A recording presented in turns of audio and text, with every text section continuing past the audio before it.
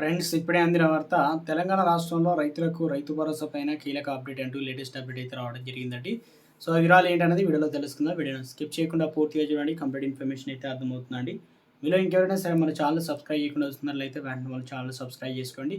ప్రభుత్వం నుంచి వచ్చే లేటెస్ట్ అప్డేట్స్ అన్ని కూడా మీ ఫోన్ నోటిఫికేషన్ రూపంలో అందించడం జరుగుతుందండి. చూస్తున్నారు కానీ లైక్ చేయడం మర్చిపోతున్నారు. దయచేసి లైక్ చేయండి. లేట్ చేయకుండా వీళ్ళకైతే వెళ్ళిపోదామండి మనం. రైతులకు ప్రభుత్వం అందిస్తున్న రైతు భరోసా పైన స్పష్టత కరువైంది. అర్హులైన ప్రతి రైతుకు ఎకరానికి 2 విడతల్లో 12,000 చొప్పున రైతు భరోసా సొమ్ము నేరుగా వారి ఖాతాలో జమ చేస్తామని చెప్పిన ప్రభుత్వం పూర్తి స్థాయిలో అందించలేకపోతుంది. భరోసా వస్తుందని ఆశతో ఎదురుచూస్తున్నటువంటి రైతులకు నిరాశ మిగులుతుంది. మార్చి 31వ తేదీ వరకు అర్హులైనటువంటి రైతులందరికీ పూర్తి స్థాయిలో అందిస్తామని ప్రకటించినప్పటికీ 31వ తేదీ దాటిపోయినా పూర్తి స్థాయిలో డబ్బులు జమ కాలేదు.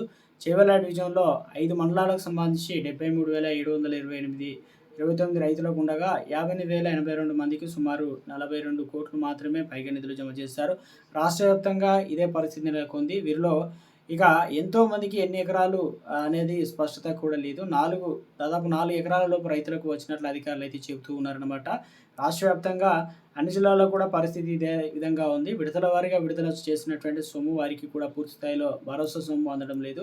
తప్పుల తడకగా జాబితా, భూ సమస్యలు, సాగు యోగ్యం కాని భూముల లెక్క తేడాలతో జిల్లాలో చాలామంది అర్హులైన రైతులకు కూడా ఉన్నప్పటికీ రైతు భరోసా డబ్బులు జమ కావడం లేదు. ఎకరం 2 ఎకరాల్లో ఉన్నా కూడా రైతులకు సైతం సాయం అందకపోవడంతో బ్యాంకులు వ్యవసాయ కార్యాలయాల చుట్టూ తిరుగుతున్నారు.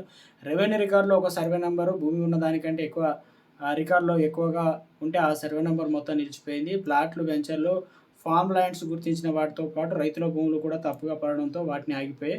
వ్యవసాయ అధికారులు రికార్డు చేసేటువంటి సాగు భూముల రికార్డులో సాగు చేస్తున్నట్లుగా నమోదు చేయని భూములకు సైతం రైతు భరోసా రావడం లేదు.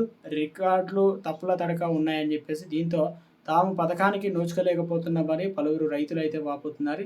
ఇప్పటికైనా ప్రభుత్వం స్పందించి అర్హులైన రైతులందరికీ రైతు భరోసా అందించాలని ఇక కోరుతూ ఉన్నారన్నమాట.